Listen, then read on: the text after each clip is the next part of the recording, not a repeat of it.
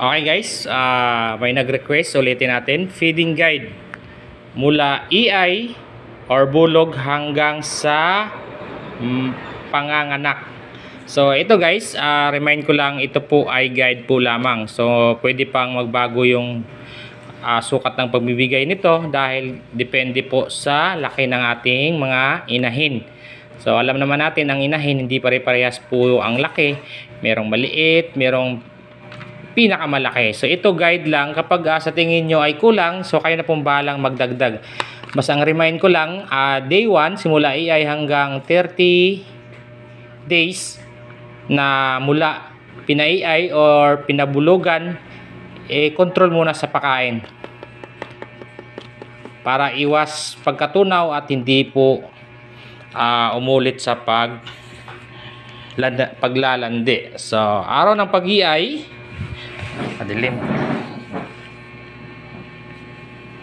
So araw ng EI or bulog, no feeds po, tubig lang, okay lang po yan. Halimbawa, ngayon nyo po pinabulugan, so wag nyo muna pakainin, bukas na. So 2 to 3 days, 1 kilo a day.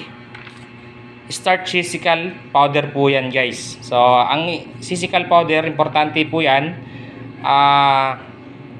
dahil nakakatulong yan kasi nga vitamins, minerals, and calcium. So ang calcium, yan po ang ating hinahabol na matake ng ating mga inahin dahil pampatibay po ng buto yan. Hindi basta-basta napipilayan, hindi basta-basta nagkakasakit. So 2 teaspoon lang yan a day. So tipid pa rin yan guys. Huwag manghinayang sa expenses nito dahil tipid naman to. Sa 200 grams ng sisal powder, pwede na po yan sa isang sako. Ihalo nyo lang sa feeds. I-mix nyo lang. So, day 4 to 30 days, 1.5 kilo a day. Oh, nawala. Nawala yung lumabo bigla yung ano natin. Yan. Yan. So, dito na tayo sa 4 to 30 days. Nakita nyo guys, 1.5 kilo a day lang. Yan, kuha lang kayo ng papel guys. Hindi kasi pwedeng pipicturean ko lang, ipopost ko to kasi may dadagdag akong explanation about dito. Kaya nga binibidyohan ko. Panoorin nyo lang po ng maayos dahil video yan, kahit 100 times nyo ulit-ulitin yan, so okay lang, nakukuha nyo kaagad yung ano. So 31 to 90 days, 2 kilo a day na po. So, only water yan guys. Huwag kayong mag-alala, iinom lang naman yung mga inahin natin ng saktong tubig lang. Hindi naman, porket nilagyan natin ng tubig, uubusin nila kagad yan. Hindi po yung ganun. Kaya walang problema sa tubig. Ang tubig din ay nakakatulong yan, lalong-lalo na ngayon, summer. Nakakatulong yan makapag-control sa temperature body dahil tubig lang, tubig. Body temperature, okay. Okay, dito na tayo. 91 days to 110. So, parami na ng bigay natin guys. 3.5 kilo a day na. Yan, kasi nga medyo buo na yung mga biik niyan, hindi na basta-basta natutunawan. So, medyo marami na ang ibibigay natin. Yan. 100 days.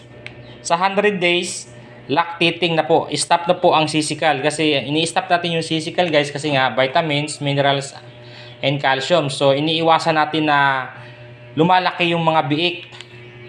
So kapag lumalaki yung biik, may tendency na mahihirapan si Mama Pig manganak. So minsan matagal kung maglibor, matagal maglabas, hindi sunod-sunod yung paglalabas ng mga biik kasi nga nahihirapan kasi malalaki, nakakabara. So minsan nauuwi sa loob na nalulunod na.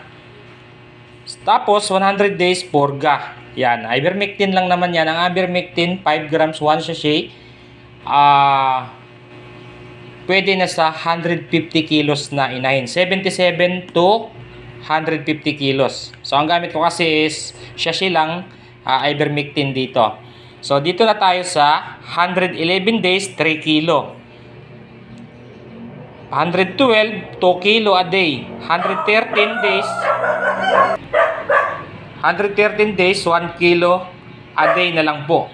So, 114, araw ng due date, no feeds na po yan guys. Iniiwasan po natin magpakain dahil kapag mga anak yan ng busog, mahihirapan po mga anak yan guys, maniwala kayo. So, nagkakaroon ng maraming komplikasyon, yung lagnat, nagkakaproblema sa gatas. So, yan po yung mga posible na mangyari. Kaya, hindi natin pinapakain muna sa araw ng panganganak. So, kung halimbawa, plus 5 minus 5 po kasi yan, ibig sabihin, pwedeng mapaaga, pwedeng ma-delay. So, kapag wala pang sign ng panganganak, labor, yung ating inahin sa 114, ito na po, 1 kilo. 113 days yan po ang ibibigay natin hanggang sa mga anak. Yan, makakatulong to guys. Mahalaga po itong bawas ng pagpapakain kapag malapit ng mga anak. So, normal sa panganganak, 114 days minus 5 plus 5. So, kapag overdue na, halimbawa na umabot na ng 119 pataas, so induce natin guys, pwede ang Localize 2 ml. Yan. After 12 to 24 hours, tsaka yan mga anak. Regular pagbibigay ng sisical powder. Benefits, pampalakas ng gatas, pampalakas ng resistensya, pampatibay ng buto, naiiwasan ang komplikasyon, pantay-pantay laki ng biik, naiiwasan ang mummified. Totoo to guys ito. So, parvovirus vaccine para sure gold. So, binibigay lang naman ito guys kapag dumalaga tapos nagpapasuso pa. Okay lang tong parvo kasi kahit year kasi ang ano nitong vaccine na to. So, yun guys, ito importante. Inuulit ko to kasi nga may nag-request. So, tulad na sinabi ko, hindi ko pwedeng i-post lang na pipicturan dahil marami akong idadagdag na sinasabi dito na para sa ikakabuti po ng ating mga inahin. So, yun lang guys. Ito na po ang feeding guide. So, pa-share na lang po nito para mapanood din ng iba na lalo na sa mga baguhan at wala pang idea. So, ang sisical guys, niulit ko ang sisical powder. Pampagatas din po ito. Tapos, magbigay ka nito pwede sa 3 to 5 days mula pinanganak, pwede nyo na po ibalik ito. Dahil pampagatas po ito, nakakatulong po ito para magkaroon ng maraming gatas si Mama Pig. Tsaka pang healthy na rin po sa kalusugan ng ating inahin at mga biik. So, kung may tanong kayo, comment lang at pa-share lang po nito. Yan, at para klaro yan.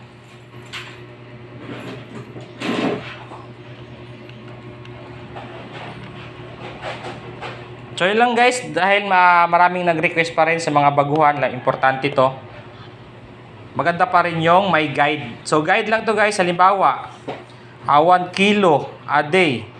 Pero ito dito sa 3 to 30 days, importante sundin to para maiwasan matunawan. Dito, pwede na kayong magdagdag dito.